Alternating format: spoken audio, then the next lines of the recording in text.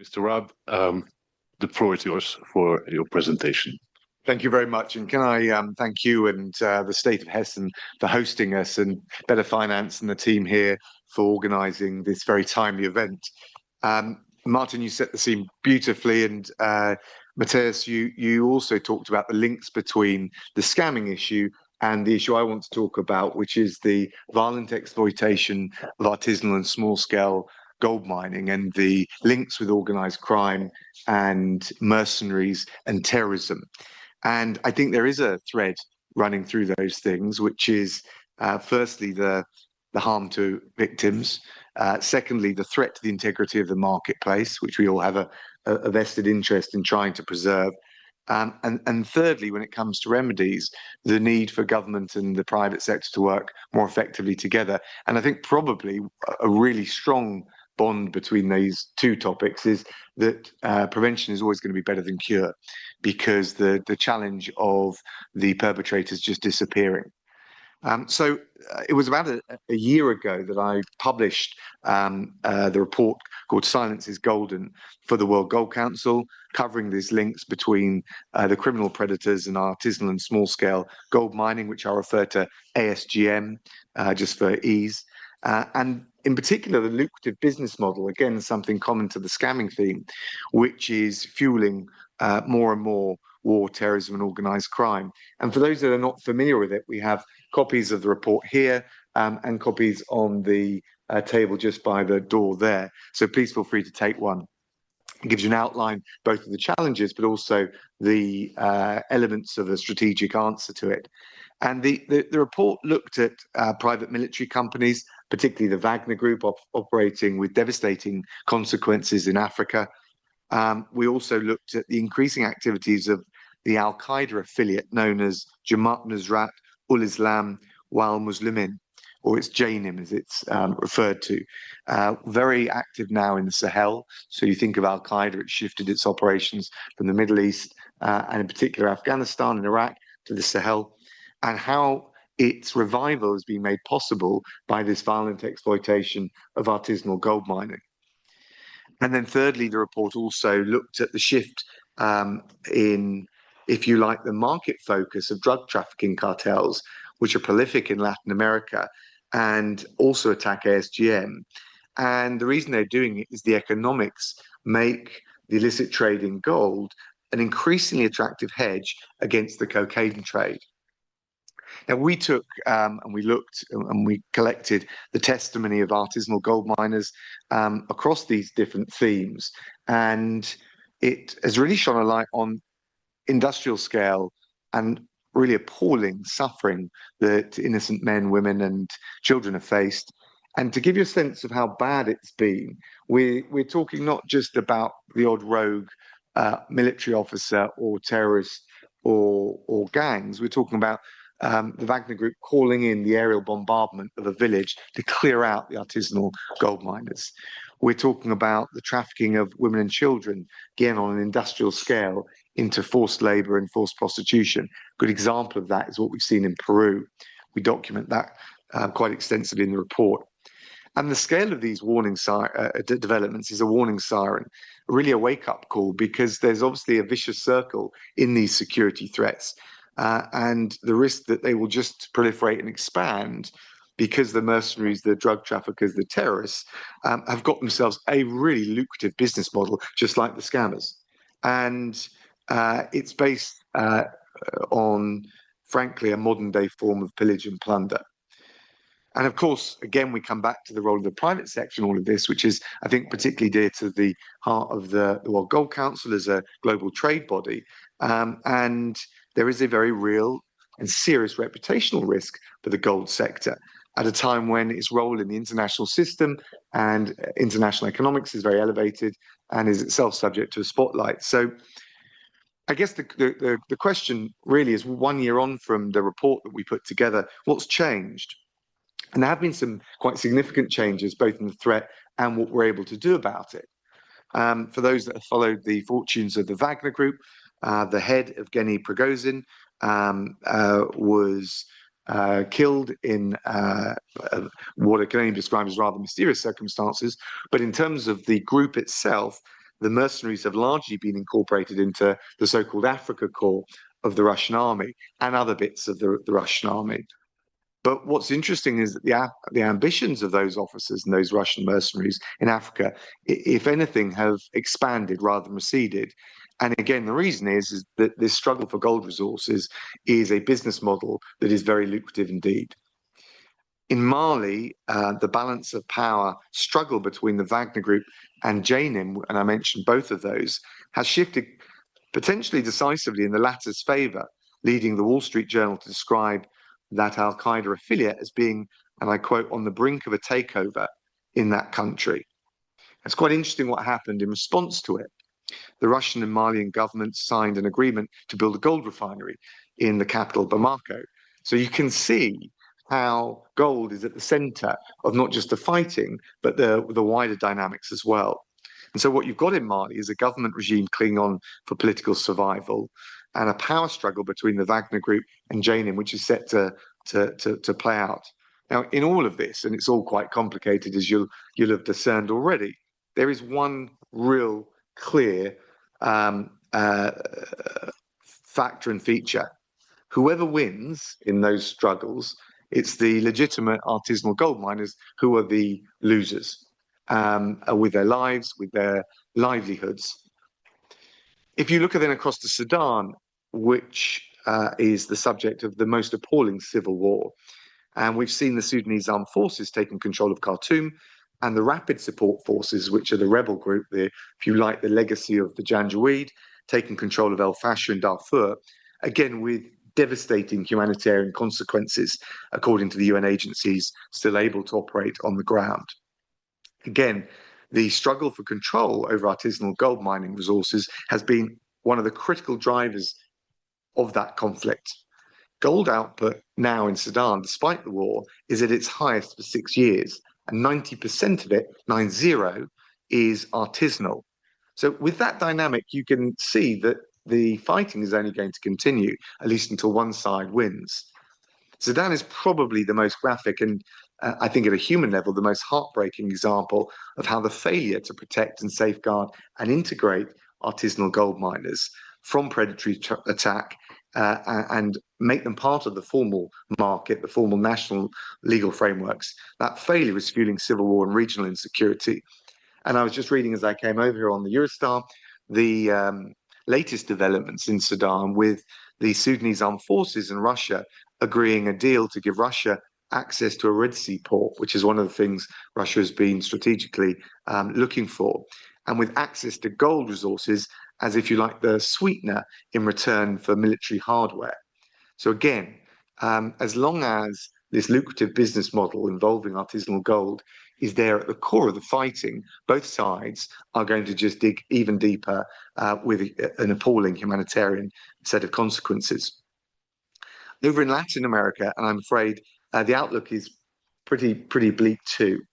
A report by the FACT Coalition, which some of you may know is an NGO which focuses on illicit finance, shows that in Colombia and Peru, which are the two largest cocaine-producing countries in the world, illegal gold, much of it artisanal, is now generating more revenue for the gangs than the drug trade. Again, just to give you a sense, we're not talking about cents and the odd dollar. It's in Ecuador, the gold exports, the illegal gold exports now approach $1 billion each year. In Peru, they've reached $5 billion each year.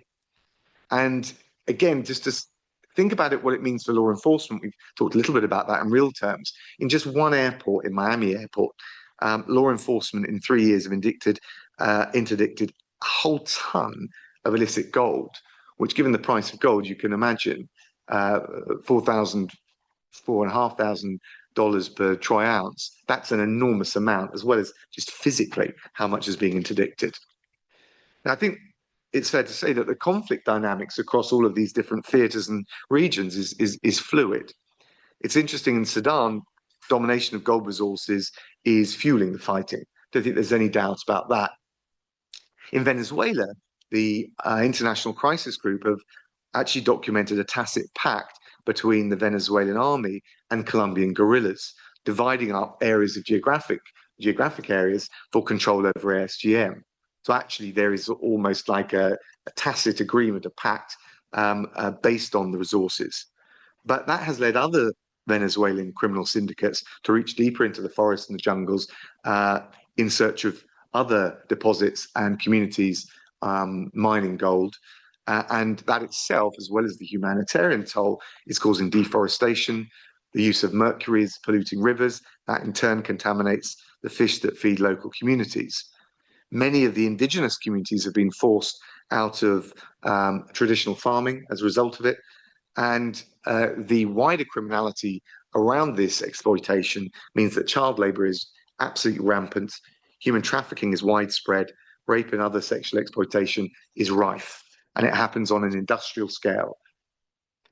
In all these regions, across all of these power struggles, I'm afraid there's one lesson in all of it, whether it's for national governments, the international community, or indeed the lesson, frankly, the criminal predators are deriving from it. And that is that control over ASGM is key to financing a winning strategy. And let's make no bones about it, at the moment, it's the bad guys that are winning that struggle. So I'm afraid the problem is getting worse, not better. What about the response? What about the international response? And in my report, I set out 4 pillars for what an effective response will look like. Stronger law enforcement. Yes, prosecution is also trying to just disrupt the flow of illicit gold. Secondly, measures to prevent the illicit profiteering off the back of the exploitation of ASGM. Thirdly, trying to formalize, artisanal gold mining communities into national frameworks so that they can plug into a viable supply chain to sell their gold. So they're not operating or coercively or enticed into operating in the shadow economy. And then fourthly, the 4th pillar of my report was better coordination of the myriad of different international initiatives which are aimed at tackling the problem. And although the situation is pretty bleak, I think a year on we can see 4 areas which at least give us some modest signs that things can get better. What are they?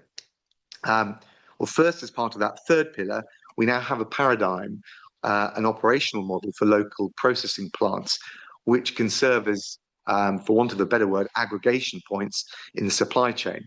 What that means is those artisanal gold miners have got a safe place to go to sell responsibly sourced gold into a viable supply chain in a responsible way, so no use of mercury, freeing themselves from the coercive control of the criminal predators. It allows the refiners and the onward purchasers assurance around provenance, transparency, and sourcing, things like traceability, because of course they don't want to be accused of engaging with artisanal gold miners who are part of an organised criminal syndicate. And we've got, under the World Gold Council, we've looked at pilot projects in a range of different jurisdictions: Ecuador, Mauritania, Mongolia, Peru, the Philippines, and Tanzania. So again, quite a good cross-section of jurisdictions given the kind of challenges that I've outlined.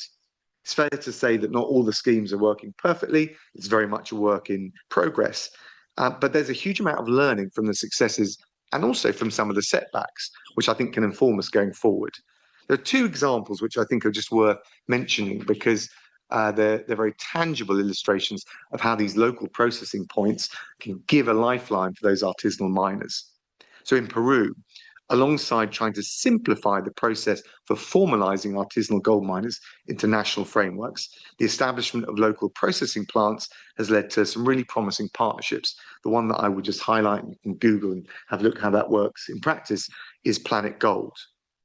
Now, in all of these areas, there are still trust issues between miners and the authorities. We need to see proper empirical evaluation of the pilot projects. But it looks like a workable model. It looks like something that we can expand, find the best practice, share it more broadly.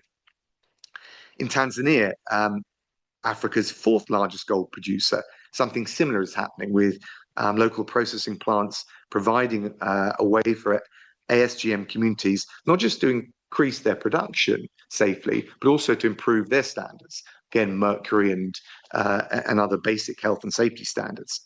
There's more to do. We're seeing the risk of corruption of those models. We're seeing the risk of infiltration by criminal elements.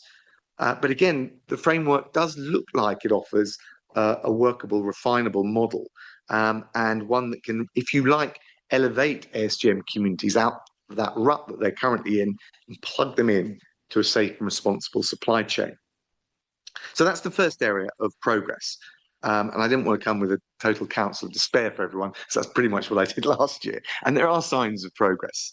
The second one is, I think, the way national central bank purchasing schemes can serve as, again, another effective way to plug artisanal gold miners into a viable supply chain. And in 2024, the World Gold Council pioneered the London Principles, and that effectively signed 4 central banks up to a set of standards to formalise purchasing of gold from ASGM. And we've seen that in Colombia, Mongolia, the Philippines, and Ecuador. And these schemes can enable ASGM to sell gold into a trustworthy source, offering a transparent buying and processing process. And that's important because ultimately they're small businesses, they're local entrepreneurs, they're looking to try and find a way to make a profit. It could be transformational for them, their families, and their local communities.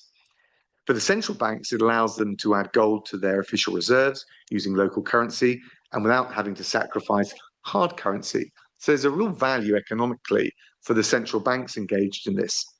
Now, all of these schemes offer lessons for the future, but I think our challenge is to try and find that best practice and spread it.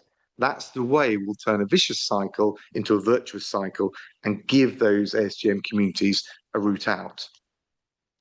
So those are 2 examples. They're probably examples from producer countries.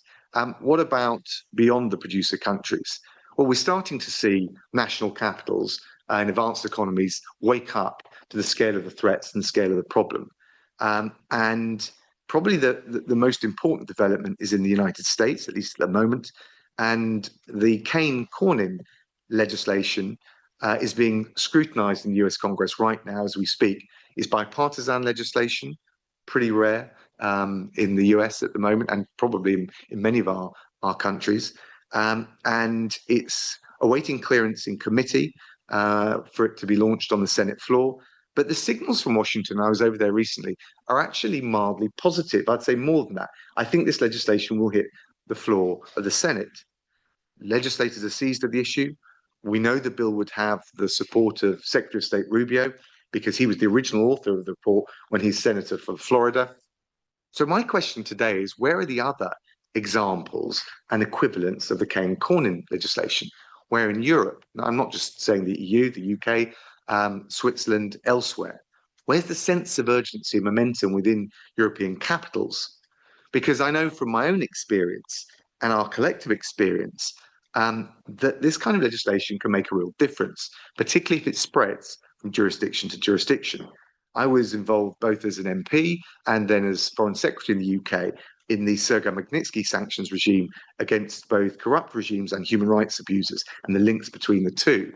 And I remember working with colleagues in Brussels and in member states, as well as in Washington, DC, to get that legislation through. And it proved to be very effective. And it shows how effective those bipartisan pieces of legislation can be.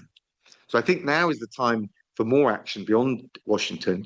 Now is certainly the time for our European partners to follow with legislation on ASGM. And then finally, and I offered 4 glimmers of hope amidst a bleak outlook, the 4th one is the last pillar of my strategy that I spoke about. And that came last month with the launch of the Global Coalition for Action on ASGM. The launch took place in Geneva with the World Gold Council, the World Bank, the Intergovernmental Forum, the OECD, the United Nations, the LBMA, Planet Gold, the Alliance for Responsible Mining, and the Bank of Ecuador. And so we're starting to get together a lot of the drivers for reform in this area, all committing to integrate their efforts to raise standards, to support responsible ASGM, and to address the threat from criminal actors, and also promote formalization of ASGM in national jurisdictions. And it was interesting at the first meeting in Geneva that Brazil was announced as the pioneer country, taking a range of initiatives with support internationally to try and decisively tackle this issue.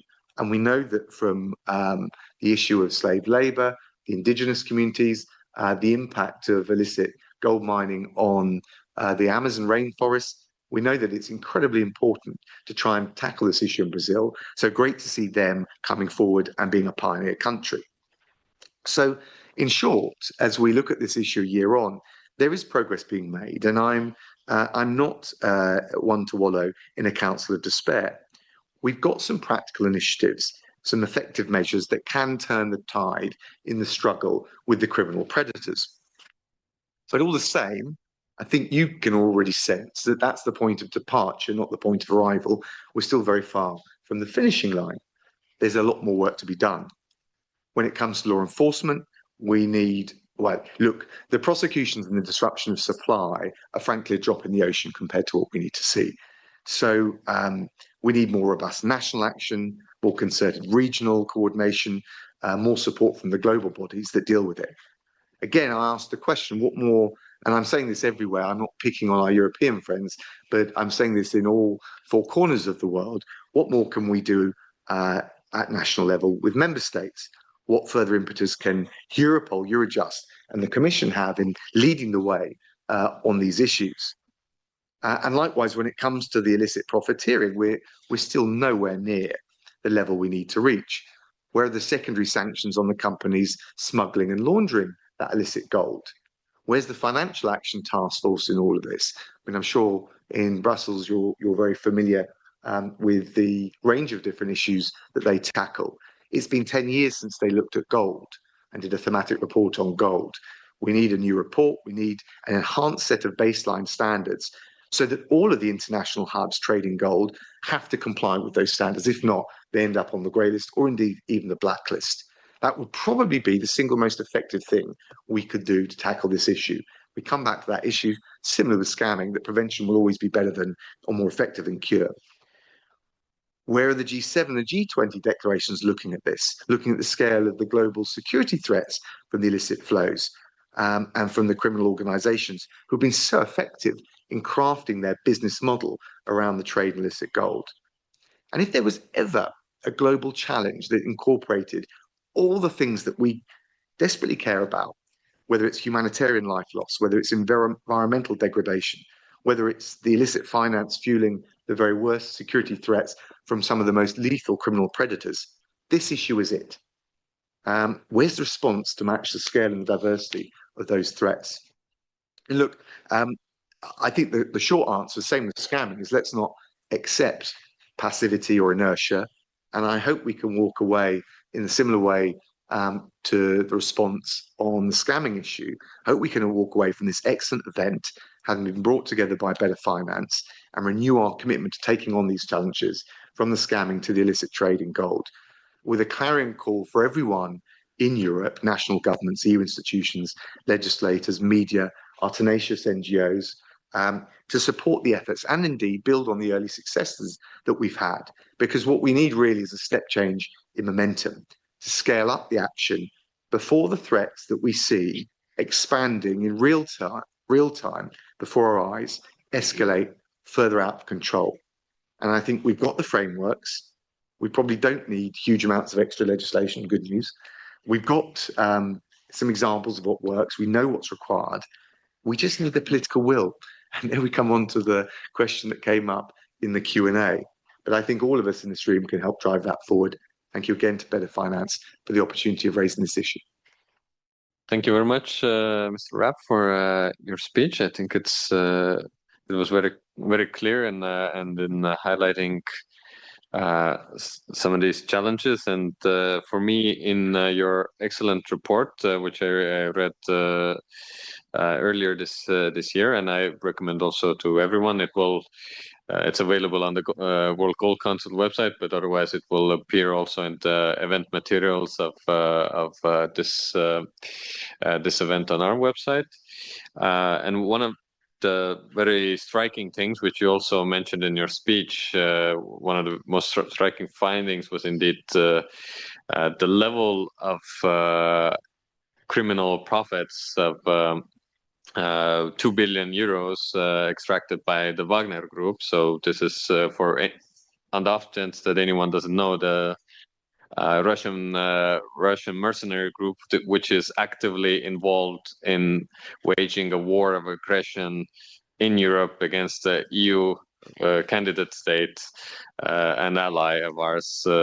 So this is something that affects all of our security. But to draw a link from that very worrying figure to something as equally worrying from what we discussed in terms of investment scams, then for example, I found recently that in addition to this, there was big wide-scale investment scam in Europe run approximately from 2020 to 2022. Maybe not coincidentally close to the start of the war, that was called Juicy Fields. It was basically fake cannabis company promising great profits.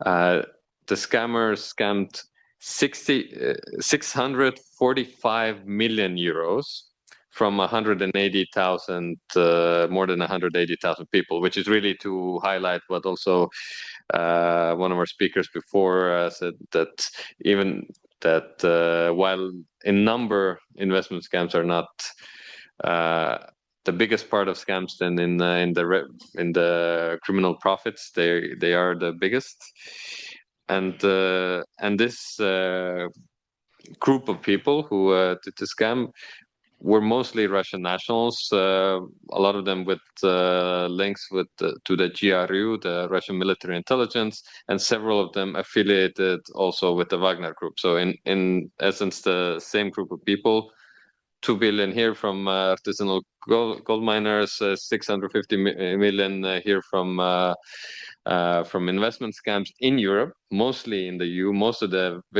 entity was registered in Amsterdam. Most of the victims were in the EU, and this was not even if you Google investment scams and Wagner Group, this is not even the only thing that comes up. It's just the biggest.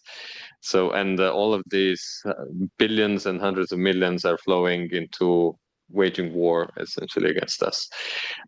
So that is, I think, the unifying thread where we need to combat and be out of our silos and find the ways to stop these criminal networks. And that is, of course, only one example, because whether it's the truck cartels in South America or terrorist organizations in the Middle East, all of them are also involved in all of these criminal activities that we discussed today, and of course many others. So it is a wider problem and shouldn't only be tackled in our silos.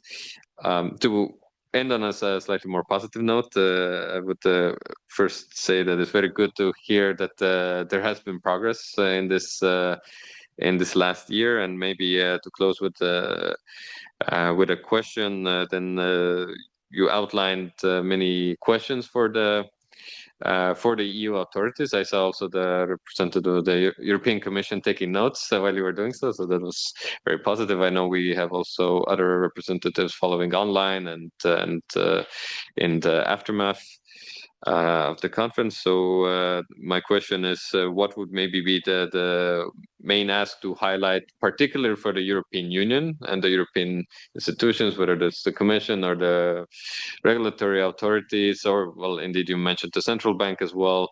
What would be the one or maximum two things that would move the needle in terms of tackling these issues? Thank you. Thank you, and thank you for your reflections. I think the two things I would choose is, one, pressure on the Financial Action Task Force to renew its report into the gold sector, because it's at the level of the international hubs, which is what we're calling for, baseline standards for the receipt of gold through those hubs. That's the point at which you could really probably most effectively deal with this prevention issue. And we also know from the producer countries, of course, we can talk to them about law enforcement and all the rest of it. They'll say, but what about the consumer countries, and what more are you doing? And that's probably the most effective way of doing it. The second thing you allowed me to, I think, just about, one of the things I'm going to be doing with the World Gold Council, and I should have mentioned Tatiana Fick, who's here, Dr. Fick from the World Gold Council as well, working very closely on these issues. One of the things we're going to be doing, and I'm going to be doing next year, is engaging the G7 and G20.